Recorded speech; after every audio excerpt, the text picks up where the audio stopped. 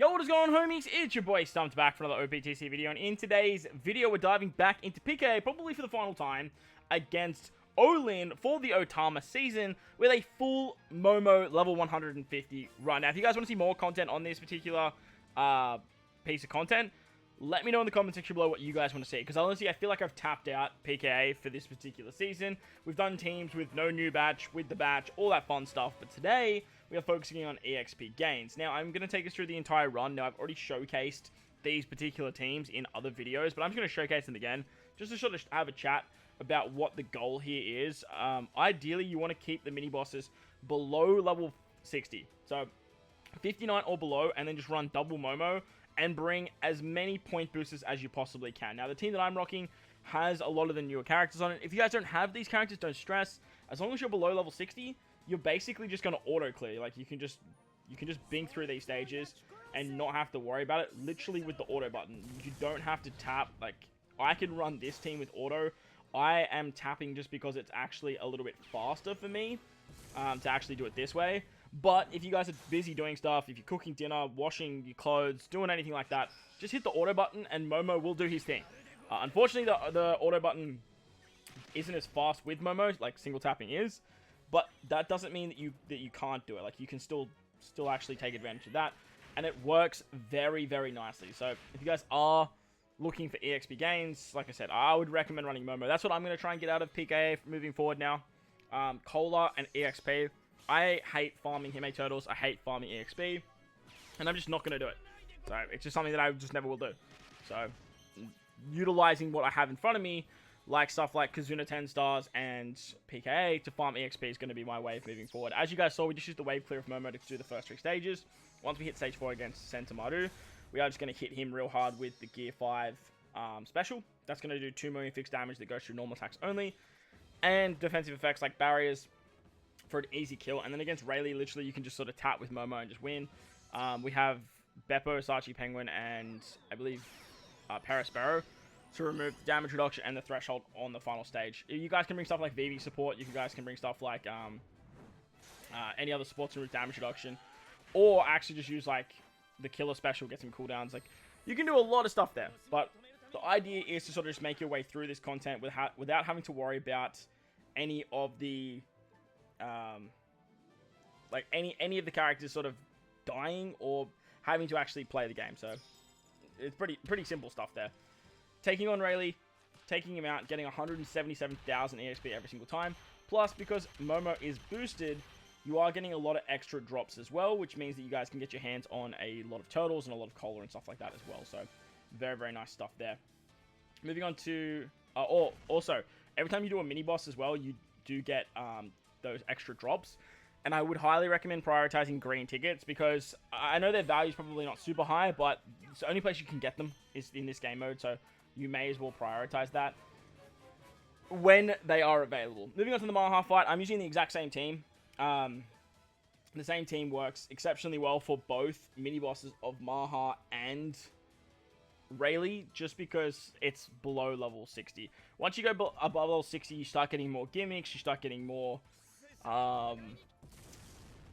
interrupts, you start getting more like stuff that you have to deal with. So it becomes very, very finicky and very annoying for something that's really not giving you that many more gains. The mini bosses are sort of just there to sort of maximize your turtles for the Chopper Man missions, and hopefully everyone got the 500 turtles this season. Like, this season was a lot easier compared to what other seasons are, because everyone's been summoning for stuff like Gear 5 and Law Kid, Big Mom, Momo. Like, all these characters are very highly sought out characters. The banners are Super Sugo banners, so a lot of people are summoning on this sort of stuff. So hopefully you guys managed to get the 500 turtles fairly fast, and now you can sort of just farm out gains through your account. On stage 3 against Apu, like, he has like no HP, so you can just easily single tap, take him out, just like we've been doing with the first 2 stages. And then we can move into the next stage where the content starts to get a little bit challenging. However, under level 60, like I said, you don't have to worry about it all that much. Against King and Queen, we are just going to use the Law Kid special. That's literally just going to kill both these units here.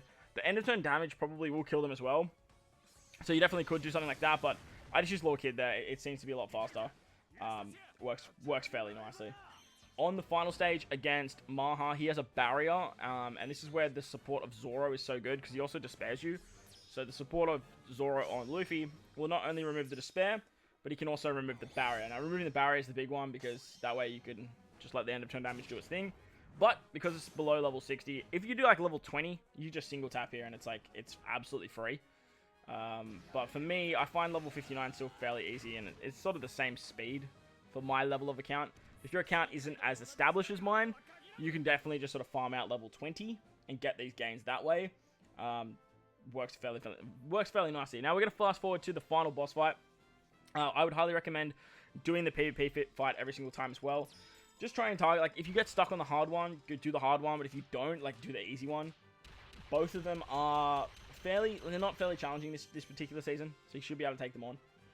But the idea is you just want to get that end screen, so that way you can just sort of pick up stuff like flags, posters, cola, green tickets, all that kind of stuff. So I do the standard PvP match, but I'm going to fast forward to the end of this one, and we'll go from... Actually, maybe I do the hard one. No, I do the easy one.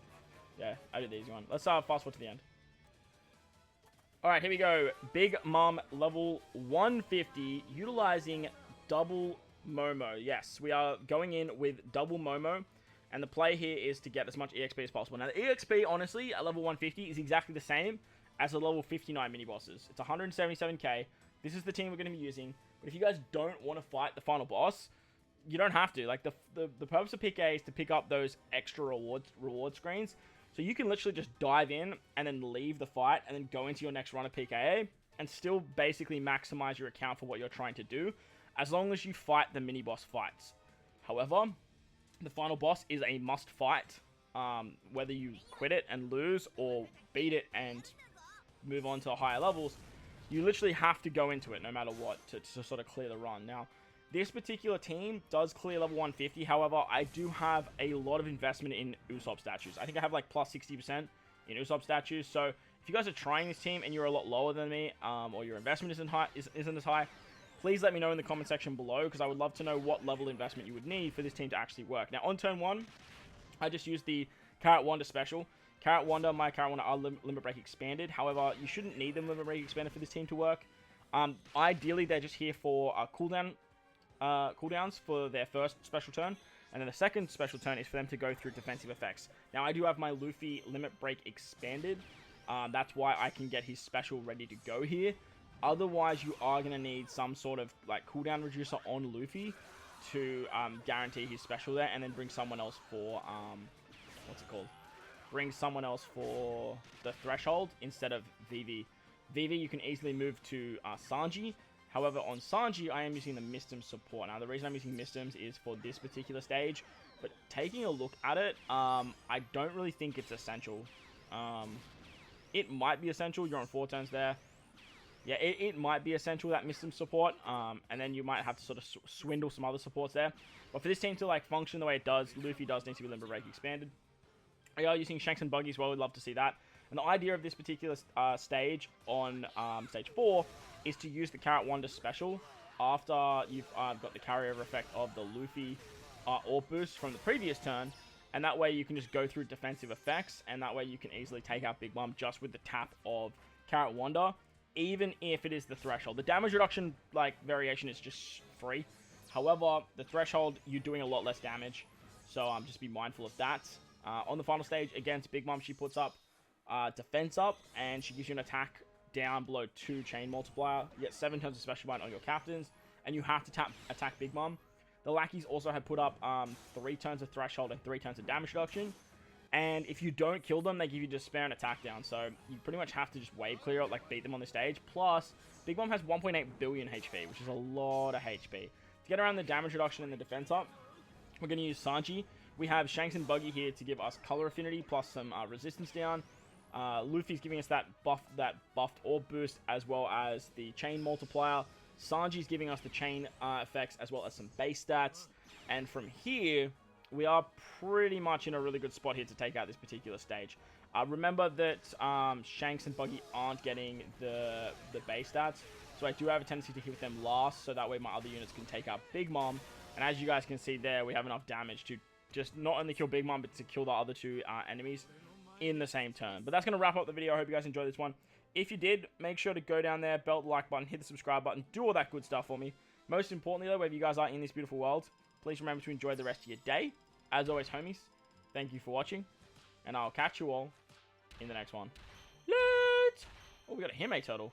Nice.